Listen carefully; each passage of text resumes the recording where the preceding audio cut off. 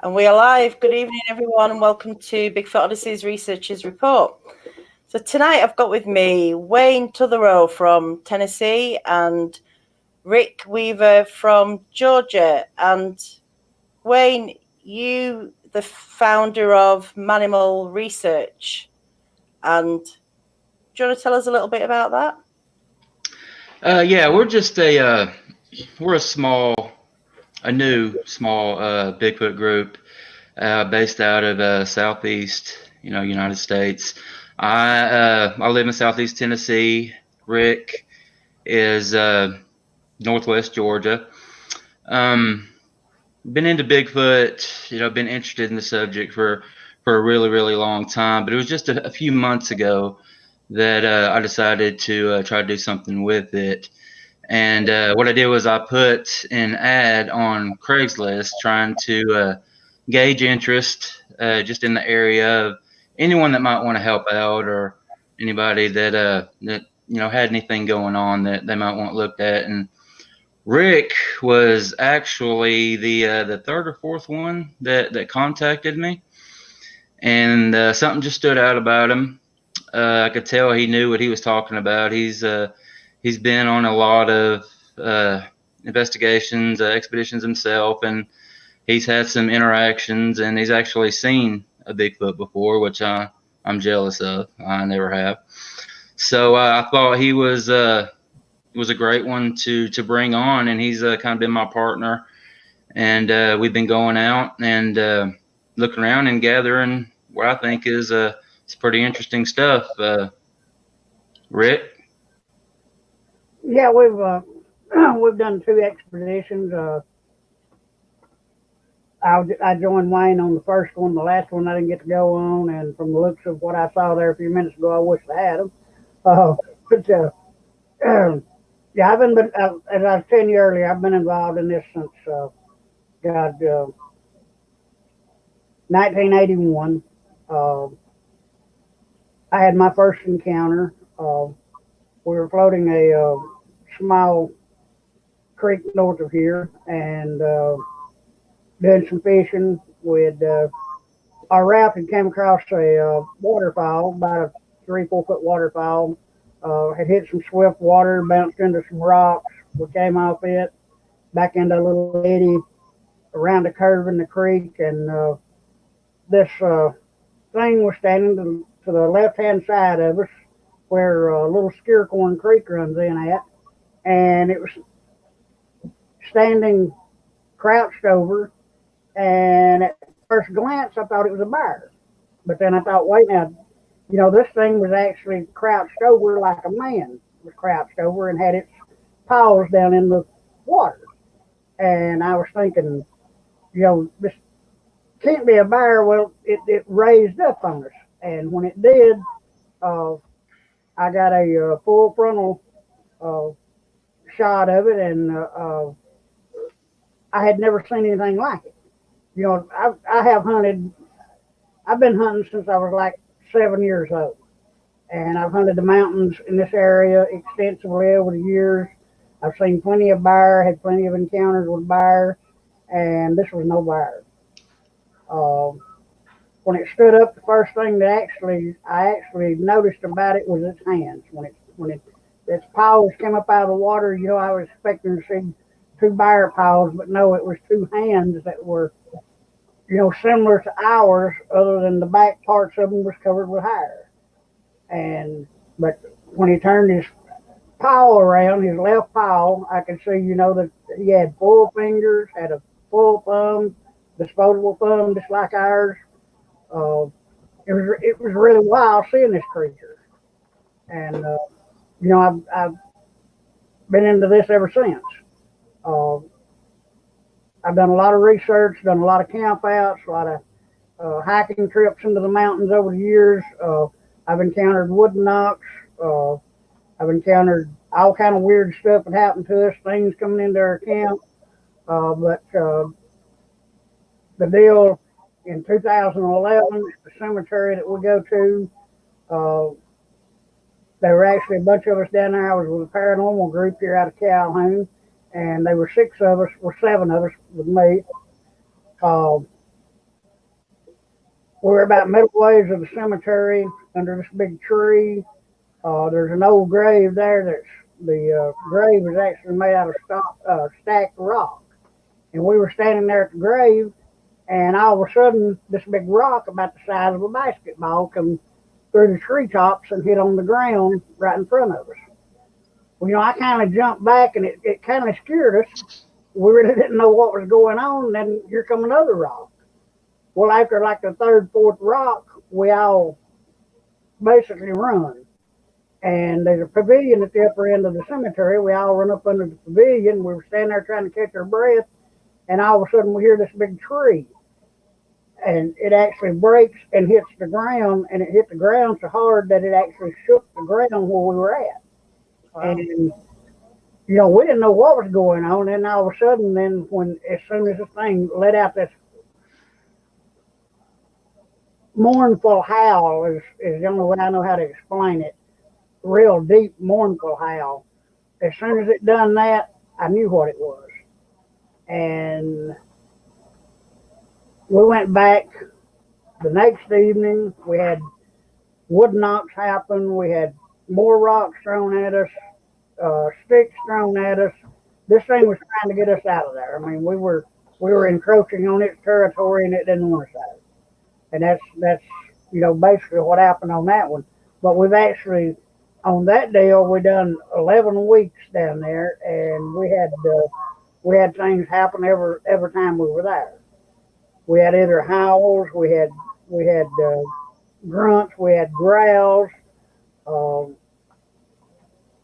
Blake, a guy that was doing the paranormal research with me, he and one of his buddies from Dalton actually went down on Friday night, spent the night, and on Saturday morning, Blake actually got to see a female Sasquatch, and she had a young Sasquatch with her. Now that is actually listed on the BFRO, ain't it, Rick? Right. That whole encounter is actually listed on the BFRO. So who was doing the paranormal investigating? You guys? Blake, Duckworth, and I were. So is there a connection? Is there a Bigfoot connection with paranormal or not? To you guys? Really, from what I've seen and what I've encountered, Bigfoot, for some reason, they love cemeteries. I don't know what the deal is, with the cemeteries, other than maybe they're coming up, after the rodents, after fresh grub, whatever, out, may even be minerals that's dug up when they dig the graves, and they're coming after these minerals. But for some reason they have a fascination with cemeteries. I've heard that too, quite often actually. I tend to lean more toward the biological side. I consider myself pretty open-minded. The whole paranormal side and everything. I haven't gotten to that point yet. Maybe I will. But to me, Bigfoot is a biological creature. It's a species of something that we just haven't caught up with yet. But a lot of people believe that there's some kind of connection with the paranormal. I just don't know. There just seems to be things about it that are unexplainable, and that's where I think most people kind of want to touch, or kind of open their minds a little bit more and go, how are they doing these things? They're very clever. There's a tiny bit of evidence and you can't find anything else, with no tracks to follow. It's a mystery, isn't it? And it is. You got people talking about orbs, and I didn't know what to think about that when I first heard about it. But you hear about it so often now. You can't dismiss something that so many people are seeing, and I'm talking reputable people. It's not just the toothless hillbillies anymore. Back in the 70s and 80s, that had the boogers in their backyard, chasing their chickens and stuff. There's smart, reputable people that are seeing these things, not just the Bigfoot, but the orbs and stuff like that. And there's just something. There's something there. There's something to it. Yeah. So do you record any audio when you go out? Have you picked anything up? We do. I'm still going over the audio that we got from this trip this past weekend. But the first expedition we did a little over a month ago, we recorded several hours there, and I actually have 3 pretty good whoops. There were 3 different ones within a 15-second span. They were each about 7 seconds, or between 15, from 0 to 15 seconds. There was 3 of them basically, and they were pretty good. But that's what we've gotten so far. Do you? Sorry, go on. Go ahead, Daniela. I was going to say, do you think they're from the same creature, or do you think there was a few of them? No, That one. Go ahead, Rick. actually, I think it's from the same creature. I think that they're using this area. I do a lot of research as far as the migration pattern of these animals, and I've come to the conclusion that I think they're more of a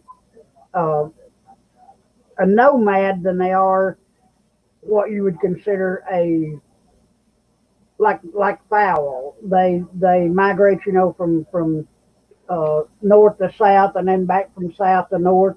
I don't think these animals actually do that type of migrating, but they're nomads. They go where the food source is at. I mean, you take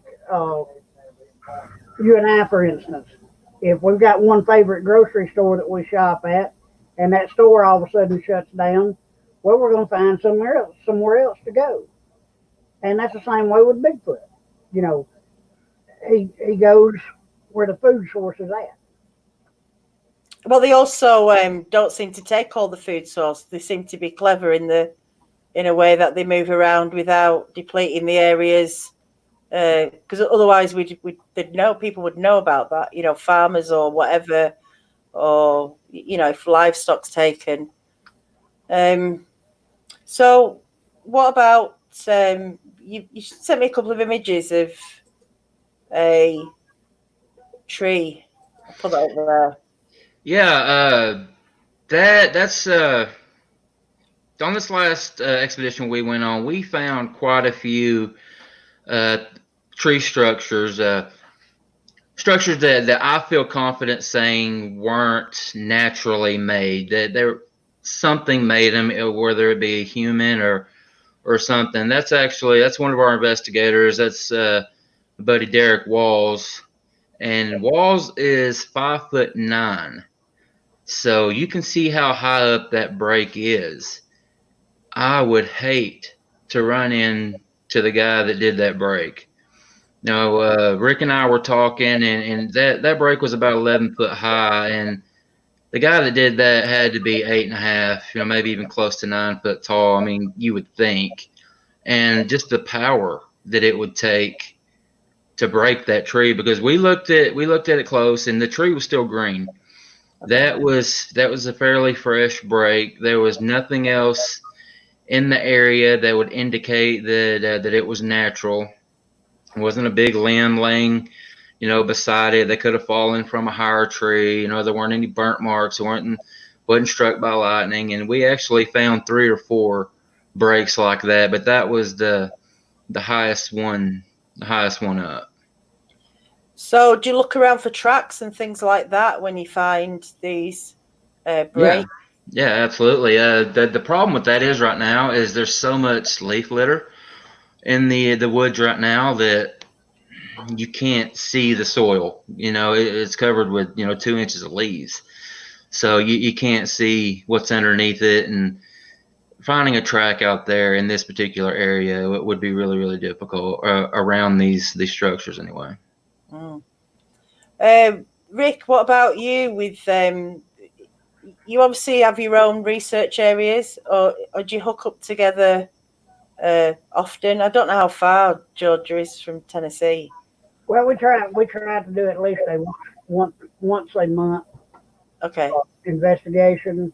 Uh, we actually take and get reports in from from various people that have had encounters with these creatures in a certain site, certain area, and we go and we'll set up. We walk the area out. You know, always when I go into an area, and Wayne will have to agree, we kindly look for what I say. You know, are the three main things that it takes to actually sustain something the size of Sasquatch, and that is food source, water source, and shelter. And you know, those are the main three things that we look for. Once we satisfy ourselves that those three things are abundant, then we set up and start doing our investigation. We start walking an area out. We start looking for limb breaks, tree breaks, uh, uh, rock stacks, teepees, anything out of the ordinary that you know that we don't feel that is human made. Uh, that's what we look for. And What do you consider shelters? Cave systems, underground, or?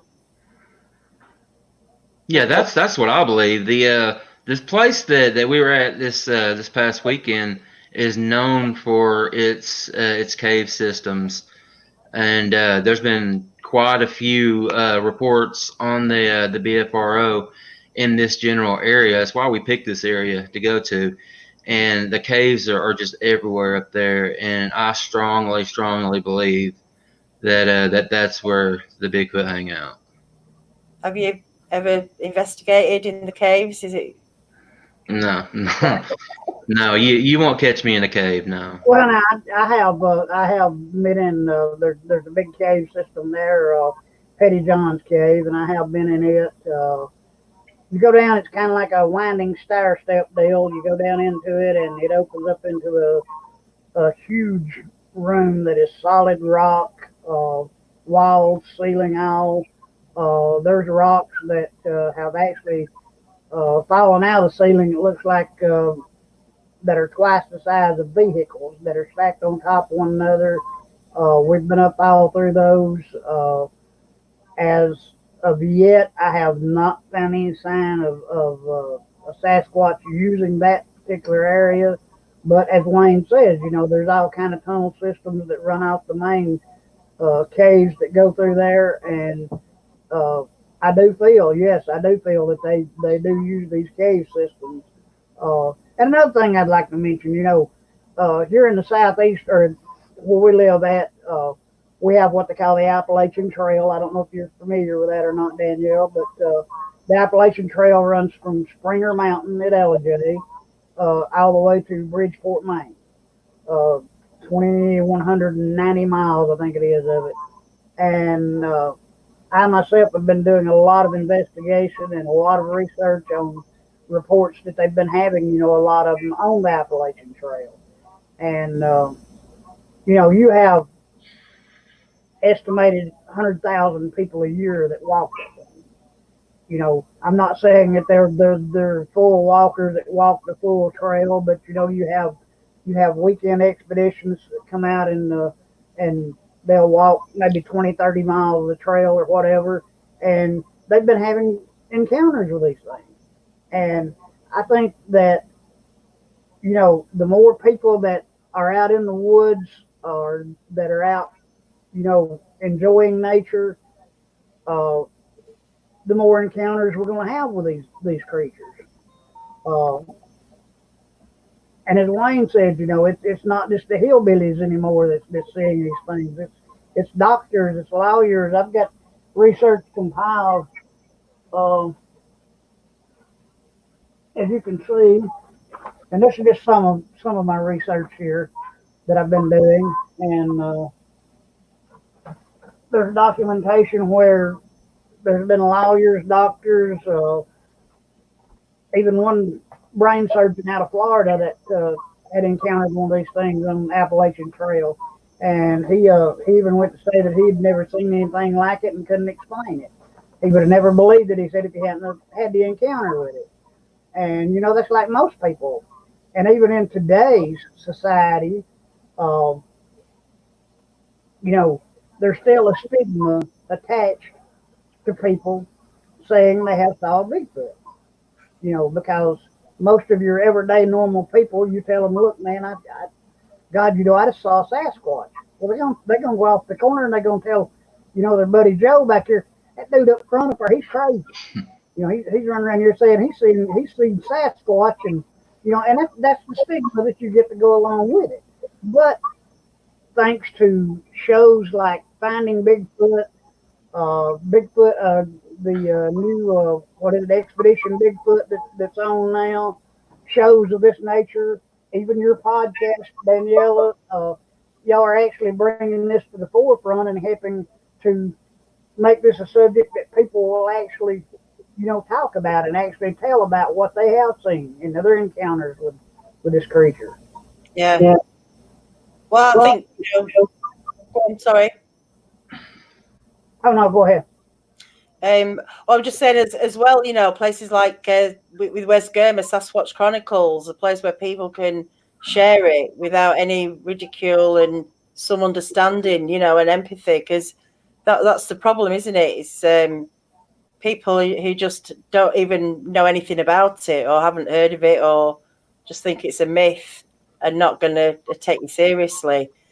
But I think there is a lot of places now, and a lot of people coming forward. How many sort of reports are you getting, Wayne? Say over a month, or? I'll get one a week.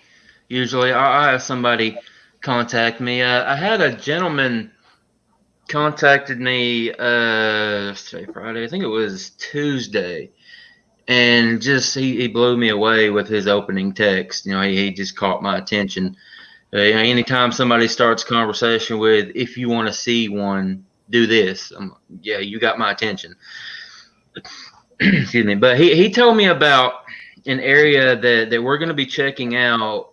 Rick and I talked before the show. We're going to try to put together a trip up there maybe next week, you know, during the day, just to check it out. It's a place about 2 hours north of me, so it's probably closer to 3 hours north for Rick, but some pretty interesting stuff going on up there. It's a county that is well known. There are some BFRO researchers that call that place a pretty active hotspot for Sasquatch right now.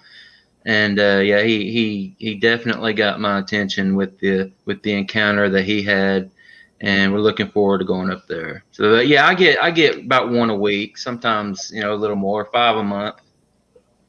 And are you putting, like, you know, the pins on the map and noticing that there are hotspot places around? Yeah. We live in an area here in the South that we're surrounded by mountains. You know, we got the Appalachian Trail and, you know, the Cumberland Gap.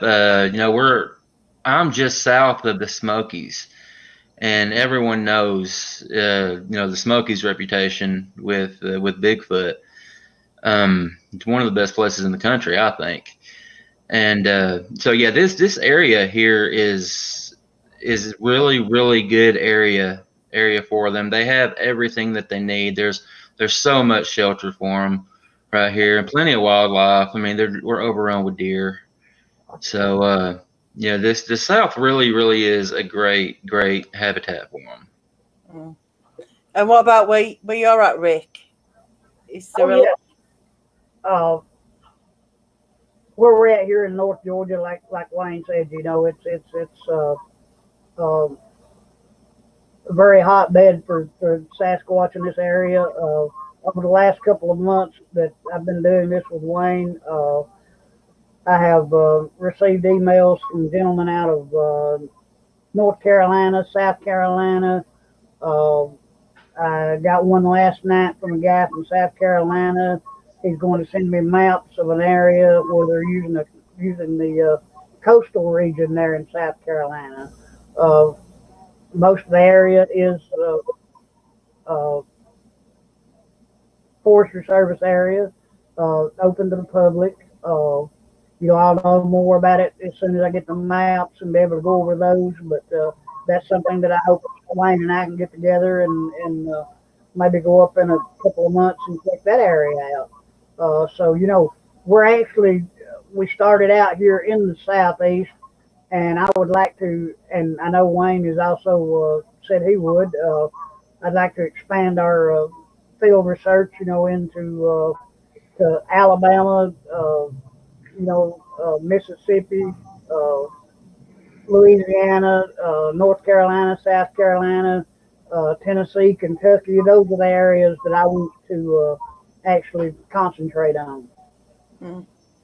Yeah, it's hard to do that though when you have zero funding. Everything that Rick and I are doing, and all of our guys, our team, it's coming out of our pockets. We all work. We have families. We have people that depend on us. And I know myself, I have a really good support group. My fiance she's been awesome. She's behind me with this, and she doesn't get too mad when I spend money. But I got great parents and everything. But one of the emails that I got when I first started this was a guy that it was kind of a hate mail. He congratulated me on finding a way to profit off of a creature that doesn't exist. And that kind of flew all over me. And I was quick to email him back and tell him that I have in no way profited. I haven't asked anyone for a dime. All the people that's contacted me, I've had people contact me, more than one, and ask me if this group is if it's a paid job, if we're paying people for this. No, we're not. All of our equipment we've had to buy ourselves. We're taking time away from our family to go out and do this stuff. So yeah, it's a shame, isn't it? Because there's these kind of people who think they're entitled to make judgment on what you're doing with your time and your money. Yeah, and I thanked him for being so concerned with what I do with my spare time.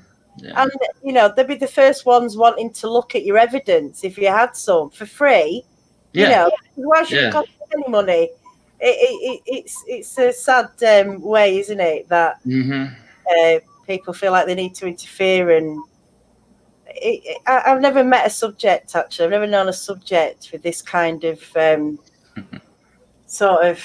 There's a very mixed way people communicate with one another, and a lot of bashing, and it's crazy because everyone's after the same thing, really. Right, exactly.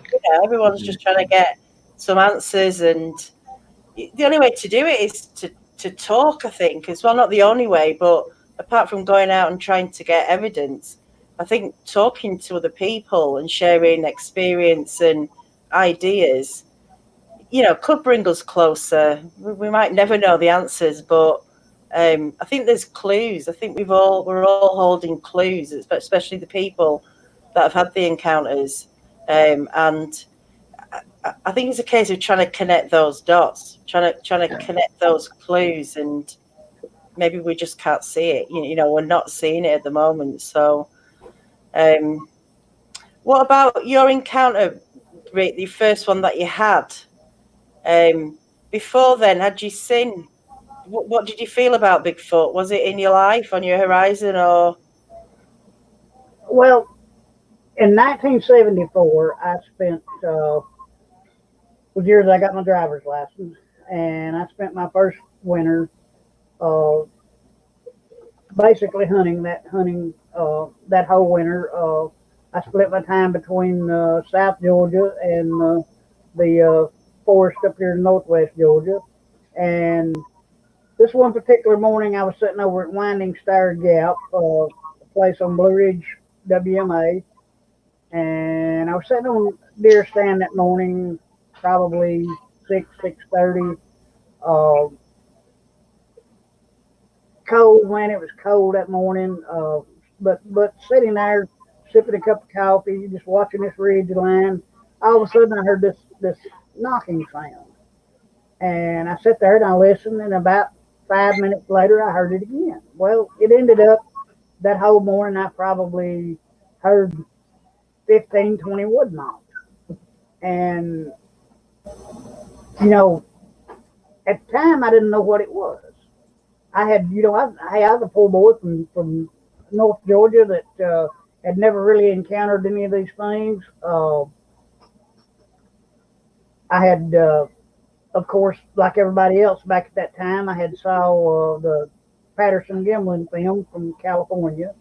But hey, I was stuck here in North Georgia. I didn't know anything about Sasquatch, 2,000 miles away from me, in California. Really didn't have a lot of it in anything like that in my mind. But after the sighting that I had in 1981, that opened my mind up for me. That showed me that these creatures actually exist, and that is when I started checking into this, reading everything I could about Sasquatch, and learning, that they use wood knocks, they use vocal calls. A lot of times, on investigations, we'll go out into the woods and you'll hear like this deep chattering. It sounds like maybe kids or something chattering in the background.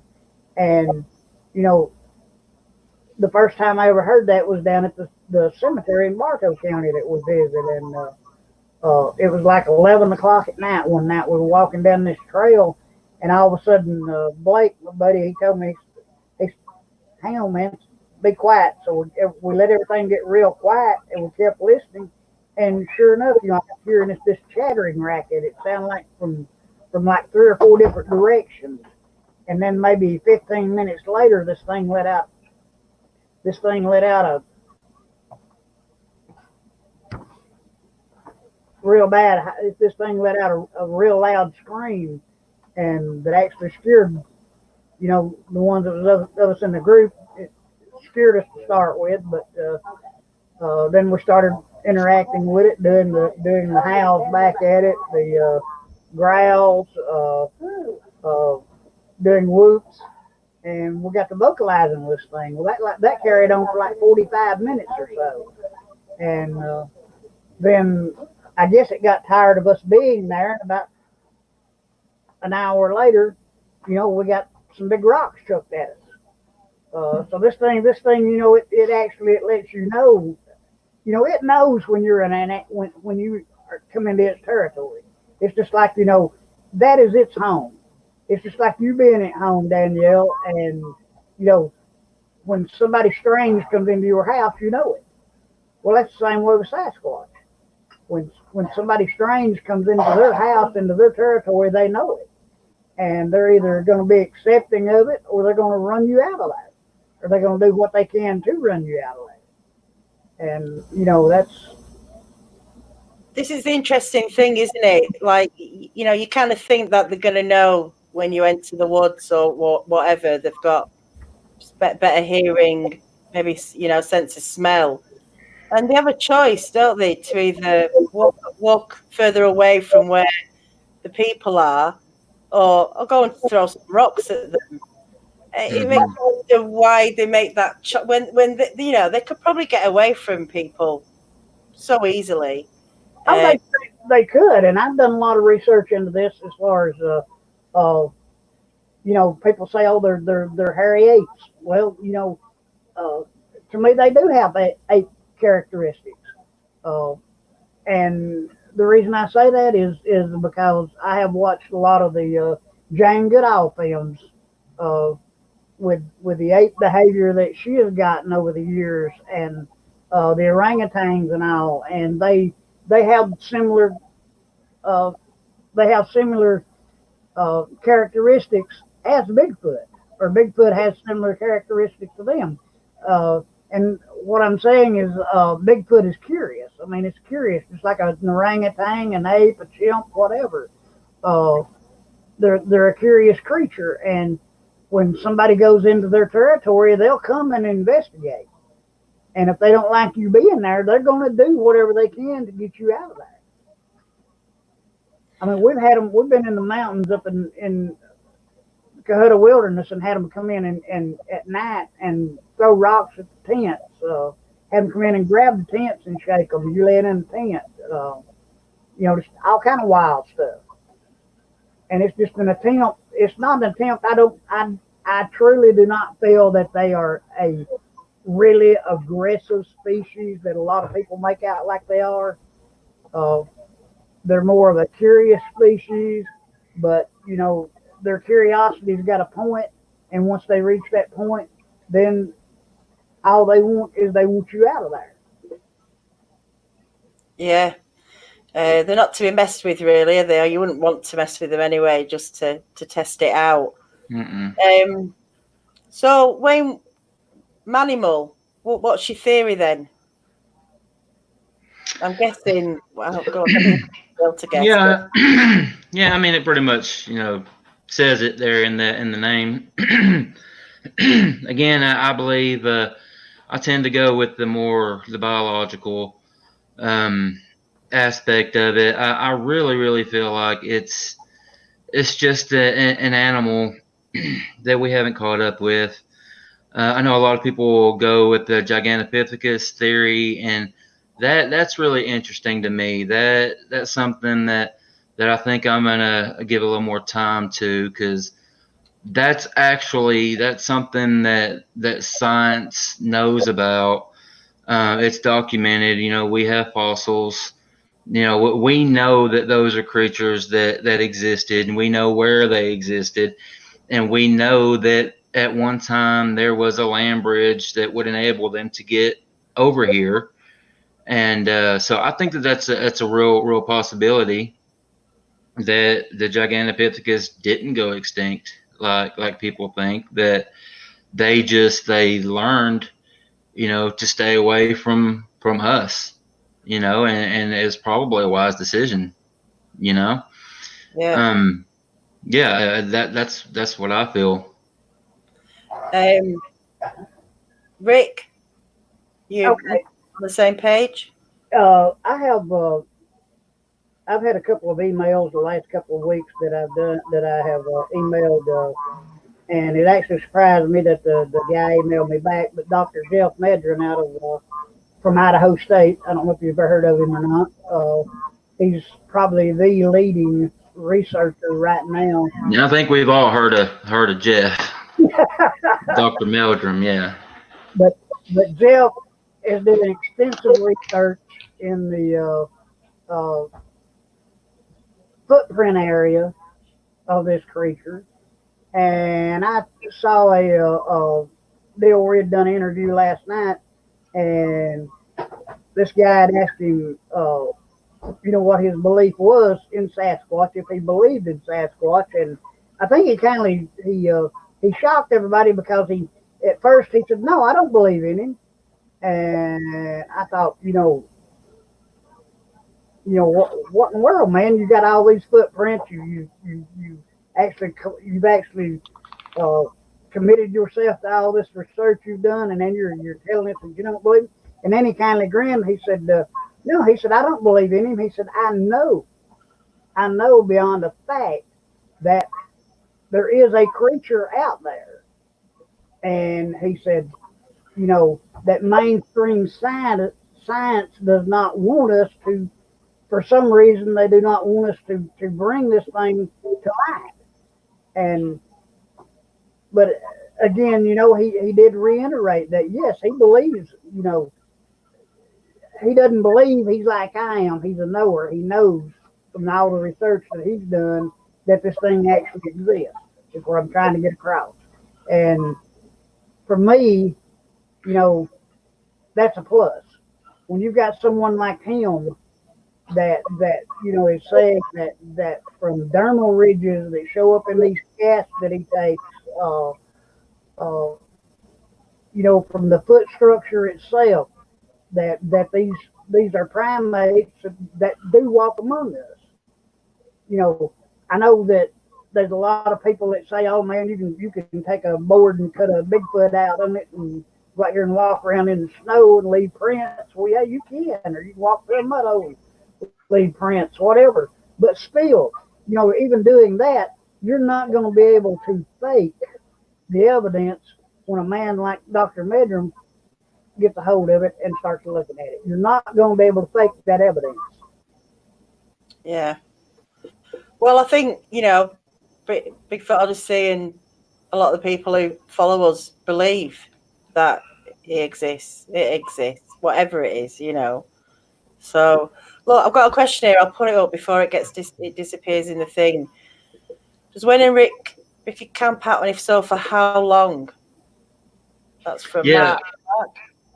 Yeah, we do camp. The last couple of expeditions have just been one night. We have a property down in Alabama.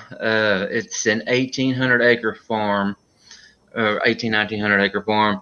And we've been in talk, or Rick has been in talk with the owner of that farm. And he's had some pretty sketchy stuff going on down there, and it's a several hour drive, and that one will obviously be a several day expedition. But yeah, the last couple of times have just been for a night. We do a day investigation, and then we'll do a night investigation, and then hit it again the next morning. But like I said earlier, we're out here on our own dime, taking time away from our family.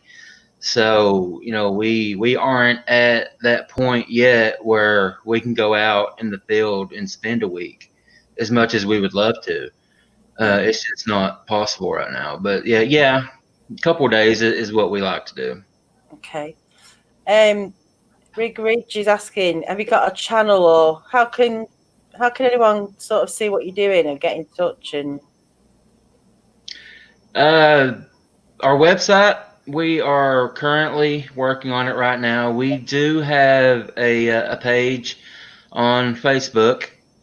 We'd love for anybody to go in there and join. We got a few questions. They're simple questions. Just about every page has that. But we are Manimal Research. That's going to be Manimal with 2 N's instead of 1. So it's MANNIMAL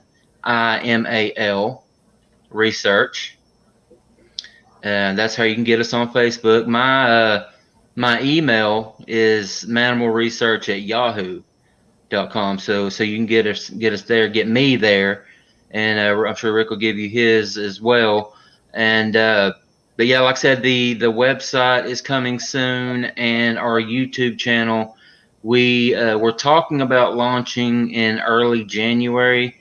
That might get pushed back a little bit, but that's in the plans too. But as of right now, it's just the Facebook page. But yeah, we'd love for everybody to go on there and join up, check it out. Just say again, MANNIMAL. Yes, ma'am. I've just tried to find it now. I can't find it. I was going to put a link up. Manimal Research. It's not. I can't. Sorry. On Facebook? Yeah. MANNIMAL. Yeah, research. Huh. So, I mean, if you can find it now, email me and we'll put it up in the chat. It's okay. I'm sorry, I didn't give it all to you. Manimal Research, and then also in parentheses, we've got Southeastern Sasquatch Investigations. Okay. I'm sorry, I left okay. that part out. See if that comes up now. No. Do you want to find it and email me it, and then I'll put it up in the chat. If you send me it now, I can stick it up in the chat, and we'll get people to go over and have a look. Okay. So, have you done any gifting, or what do you feel about gifting? That go ahead, take that one real quick, Rick. Do what now?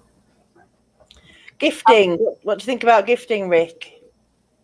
Gifting? Yeah, gifting, feeding them. Oh, okay. I have done that quite a bit. We did it at the lake, there at the cemetery, quite a few times. We've had pretty good response with that. Like I say again, I've talked to a lot of people that say they become dependent on it, and they can actually turn violent if you quit feeding them. So, that's just something that we've got underway. We're trying it out. We're trying new techniques, on each of our investigations to see what happens, to see what we can actually come up with. But yeah, I do believe you can draw them into an area. You can hold them in an area by feeding them. But yet, again, as a lot of people I've talked to has told me, that if you stop feeding them, just cut it off, you can actually make them more aggressive by doing that. So I don't know. I mean, we'll just have to see what the future holds on that. Have any of the reports that you've had in talk about telepathy or mind speak or being zapped or time loss? Well, I've had a couple of instances myself over the years where I've encountered these things, and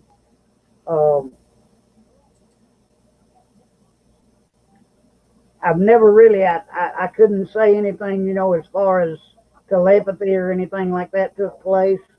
But if you ever, I don't know if you ever see one of these creatures up close, there is strange things that do happen. And, Wayne, I'm going to let you finish that one up, buddy. Yeah, the whole telepathy, that's another one. Like, Danielle, we talked about earlier, the whole paranormal side of it. I don't know what to think when it comes to that. Like I said, I consider myself, fairly open-minded, but there's I'm pretty sure there's been accounts over time and history of people being able to do it. They say twins have this ability, like identical twins have the ability to do it, and there again, there are some reputable people that say that they've done it. I know Les Stroud, Survivor Man, he claims to have had some contact with them, with some mind speak, telepathy, and I don't know what to think about it. Until it happens to me, I just don't know how I can speak on it. It's like you were saying, we were talking before, that it's hard to know what you're putting into your head and what's actually coming into your head. Not that I'm doubting anybody who's had an experience, but it's hard to know, isn't it? And I'm sure those people who do have it know exactly what. And yeah, that's what I would think. That's what I would hope anyway. Because just to your point, I could be thinking anything and think, oh, okay, well that didn't sound like me. Could that be them? And I mean, you just don't know. But I would like to think that if it was real, that you would know for sure, like maybe a different voice or something like that. There again, I just can't speak to it. Yeah. People also talk about blending, cloaking. It's just a word to describe the way that sometimes they can just disappear or appear. What do you think is that's about? Okay. My feelings on that is this. Those creatures live in the woods. They're able to blend in with their surroundings. just like anything else is. I mean, people, you know, they tell me, oh, we don't, you know, what about bodies? What about this? What about that? Yo, I've been hunting since I was 7 years old, and we have probably a 1,500, 2,000 bear population just on the Dakota wilderness. And I've hunted that thing extensively over the years. And I have till this day, I have never found any skeletal remains. I've never found a dead bear in the woods. I may have saw, in my lifetime of hunting, I may have saw 3 skeletal remains of deer where they had actually been killed and left, other than a few that the poachers have killed and left just carcasses laying around. But, you know, these things are, I'm like Wayne, they're flesh and blood. You know, when they stop breathing, their heart stops beating, they start decaying just like we do or any animal does. And we don't know anything about them really as far as what the decomposition period would be on a Sasquatch as compared to what it takes a human to body to decay. Same way with a bear or a Sasquatch or a deer or a Sasquatch. You know, we just don't know. I mean, they got places for humans like the Body Farm in Tennessee at Knoxville up there where they actually lay dead bodies out and they can tell you, you know, within a millisecond of how long it actually takes a body just laying out in the open to the elements to decay. We can't say that about Sasquatch. We don't know what their rate of composition is. And I truly believe that they bury their dead. I really, really think that they do. A creature that is this good at hiding from people, I mean, they obviously have to be very, very intelligent. They are on a level much closer to us than anything else out there. And I mean, why would it be out of the realm a possibility that they also would bury their dead out of respect? I mean, while everything, all other accounts that I've heard, or most of them, they travel in family packs. You know, it seems like they have pretty much husband and wife, and they have kids and live their lives together. I mean, just as certain accounts that I've heard, that tends to be the norm. So if they do that, why wouldn't they, out of respect, you know, have a proper, you know, disposal of one of their loved ones? Do you think it was literally buried? I mean, we know how to bury because we bury our dead underground. But do you think they maybe do it in another form? I think they do it like we do. I think that they dig a hole and they place their loved one in the ground, and if that's the case, that's the reason we've never found a skeleton. To me, the dumbest argument that a skeptic can have is there's never been a skeleton found. That's so dumb to me, because I've never seen a bear skeleton. Like Rick said, he's been in the woods his whole life. He's seen maybe 2 or 3 deer skeletons. I've never seen one. I mean, and that's a perfect reason why that we're not running across them is they bury them. And even if they don't, I heard someone say one time that I forget who it was, and God, I hate that. But someone speculated that for every 100 black bear, there was 1 Sasquatch. I mean, he was figuring the ratio that way. I mean, if that's the case, and we've never seen a black bear skeleton, why would we see a Sasquatch skeleton if the numbers are that low? Even if they're not burying their dead. I mean, that's so silly. But yeah, I believe that that's what they do. I mean, plus there's insects that eat bone. You know, there's tiny stuff that will eat. Yeah. Everything will get eaten. You have squirrels, you have rodents, you have you know, anything like that. That they actually eat these bones. I mean, that's just like Deer antlers, for instance. You know, we have thousands and thousands of deer in this area. From up into Tennessee, down into Alabama, you know, these deer run wild, and you know, deer with huge racks that shed these racks every year. These racks fall to the ground. You have quite a few people that go out and collect them, but normally, you know, I know of guys that go out every year looking for deer antlers, but they they may find, you know, one or two, but they never actually find a matching set. And Yeah, and you know, there's thousands of deer. yeah, and the ones they do find, you know, has got little places to eat on them or whatever. So yeah, you know, the animals destroy this evidence. Yeah. And it's all biodegradable at some point, isn't it? You know, all natural organic matter. Eventually, it's going to.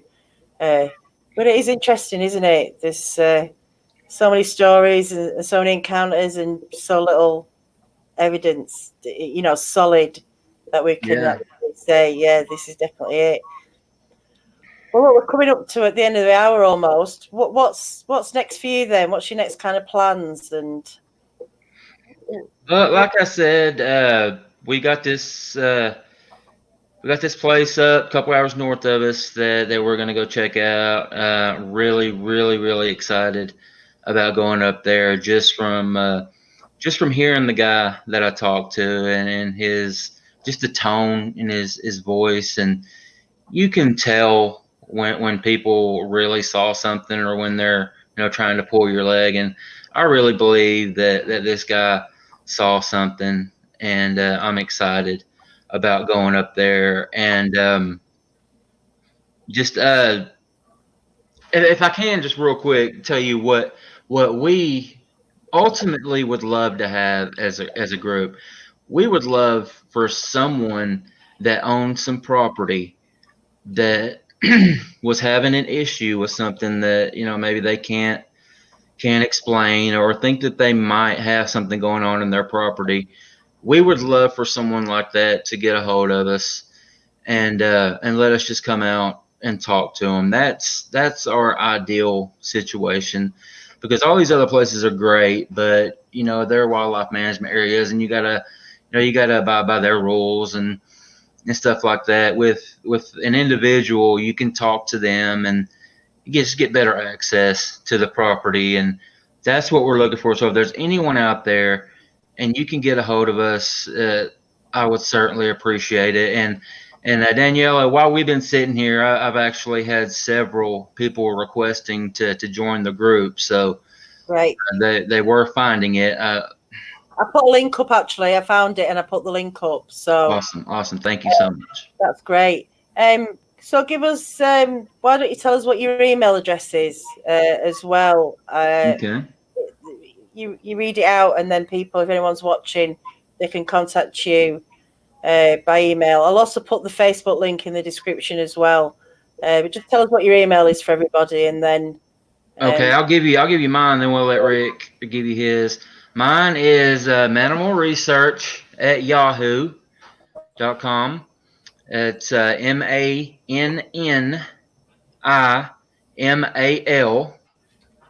research@yahoo.com. .com.